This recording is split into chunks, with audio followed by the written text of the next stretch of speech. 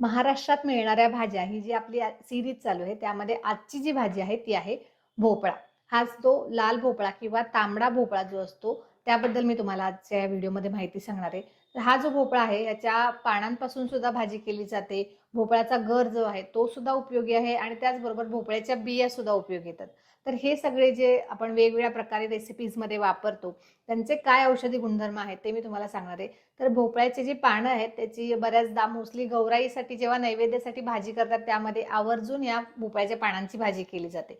तर ही जी भोपळ्याच्या पानांची भाजी आहे ही थंड आहे. पोटामध्ये जर का दाह होत असेल, आगाग होत असेल तर त्यावेळेला आवर्जून ही भाजी खाल्ली पाहिजे. भाजी नसेल पॉसिबल तरी या भोपळ्याच्या पानांचा रस काढून त्यामध्ये थोडासा मध घालून तो जर का घेतला तरी सुद्धा पोटाची आग होतीये, दाह होतोय तो शमन होण्यासाठी मदत होते.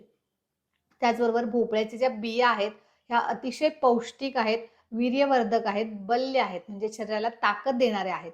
तर ह्या ज्या बिया असतात ह्या थोड्याशा भाजून त्यातला जर का गर काढून घेतला आणि मग तो गर थोडासा तुपात भाजून साखर एकत्र करून हे जे मिश्रण आहे हे अतिशय पौष्टिक आहे. त्यामुळे लहान मुलांना आवर्जून हे दिलं गेलं पाहिजे. वाढीचं जे वय आहे ह्या वयामध्ये सुद्धा हे आवर्जून दिलं पाहिजे लहान मुलांसाठी. आणि वृद्धांमध्ये सुद्धा चालतं, पचायलाही हलकं असतं. त्यामुळे हे पौष्टिक आहे, ते जड होत नाही किंवा त्याने गॅसेस होत नाहीत. त्यामुळे सुद्धा हे आवर्जून खाल्लं गेलं पाहिजे.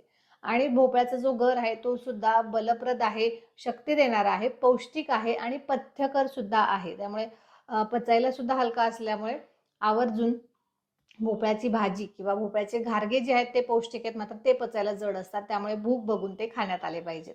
अशा प्रकारे एकूणच भोपळ्याच्या बिया, भोपळ्याची पानं आणि भोपळा हे सगळं पौष्टिक समीकरण आहे.